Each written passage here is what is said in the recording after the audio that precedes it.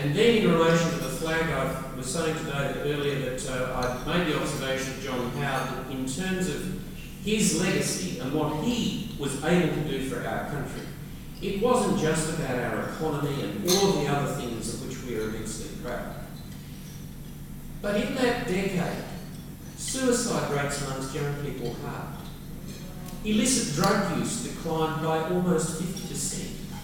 Young Australians embracing our flag and doing things with it which from time to time I'm sure cause a bit of consternation in our audience here, and the way they drape it and wear it and so on and so forth. And their attendance at Anzac Day ceremonies and all of those things are evidence of a significant change in the psyche of Australia in terms of the outlook and confidence of young Australians in their future and that which they have been given.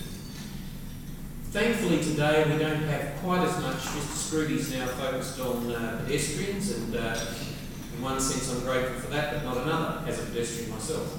But I think Sir Harry Gibbs made the observation several years ago that the flag is not a notice board to which we are attaching evidence of the latest fad sweeping the country. It's not a statement of the sort of people we think we're going to be for the next 30 years or so. I always say to young people, our flag is like a campfire around which we sit. It's something that warms us. We reflect on who we are, from where we have come, where we are going to go. It reflects the historical circumstances and the values of the people who made us who we are. And those who want to change that flag have little understanding of what a flag, a nation's flag, really is and is about. And as you know, our own flag was designed by Australians for Australians, with the exception of one single New Zealander.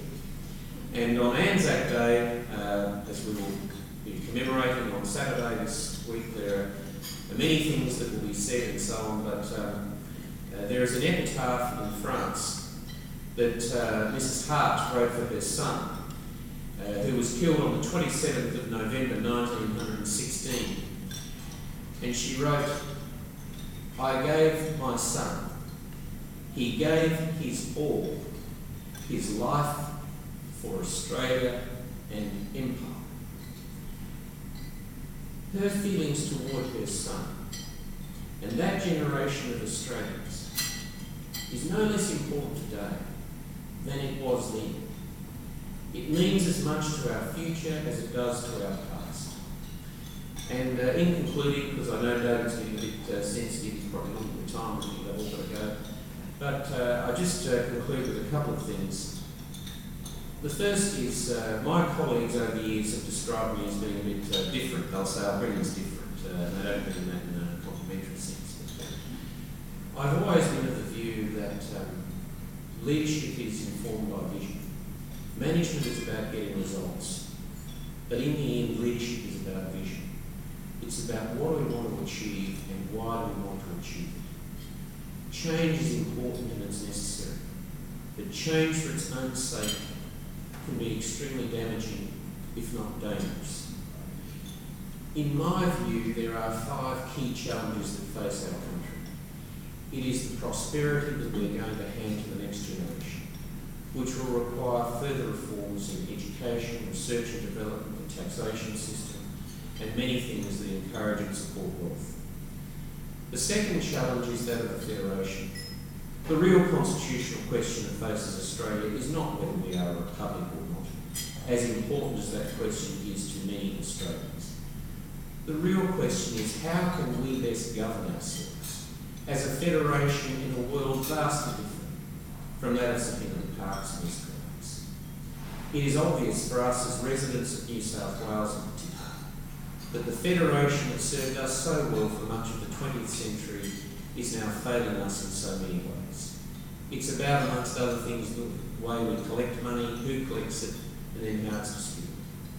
The third challenge is for us to begin to live on environmental interest instead of capital.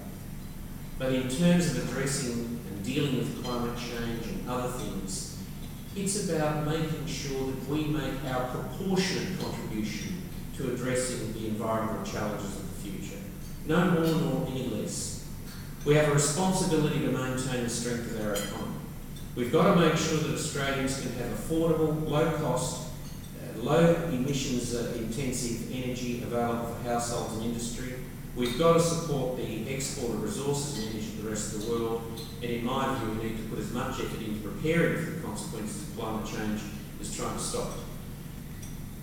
The fourth challenge for us is that of resurgent totalitarianism, which is in the form predominantly but not only of Islamic extremism through almost every part of the world. And in that sense, one of the other reasons why the constitutional arrangements and our flag are important to us, because we have to be clear about who we are, the values for which we stand. We cannot afford, as Arthur Schlesinger observed, to abandon historic purpose, to allow a sense of cultural aimlessness that says that whatever is right is what anybody might think is right. It's very important for us that we be clear about religious and political freedoms, the liberating power of education, and the equal treatment of men and women throughout the world. And the fifth challenge for us, in my view, is the cohesion of our society. And one of the reasons, which doesn't relate necessarily to things that David and all of you have argued for so long, one of the reasons why our constitutional arrangements are important is because, in the end, young people have to be taught to believe in something more than themselves. As I said, I grew up with God, King and country. I was taught to believe in those three things essentially. In the end, it's very important that young Australians live in a country that gives their lives a sense of meaning and purpose, where there are anchors. The people who derive the greatest comfort from our governors, our Governor-Generals, our constitutional arrangements are not the educated, relatively affluent people in my electorate. It is everyday Australians struggling to feed their children, to clothe their children, to house their children, and to get on with their lives. And my view is that we should strive to be a country that values the health and integrity of human life as much as achieving our economic objectives. We should see barriers to the creation of wealth as being the real enemy of equitable and fair social policy. We should nurture the idealism of young people. We should see that all Australians are cared for, but we expect them to make a contribution to the society from which they derive a benefit. And in the end, we are outward-looking, intensely competitive, compassionate people who reconcile with our Indigenous history and imbue with values of self-sacrifice, tolerance and courage. That is the kind of country that I want to see happen. It's been a privilege to serve in the Parliament for 13 years, and some people have kindly said that I should change my mind. You need to talk to my wife about that. But it's been a great privilege to do so, and I also say to you, for the remainder of my life, however long or short it is, I will do everything I can to support ACM.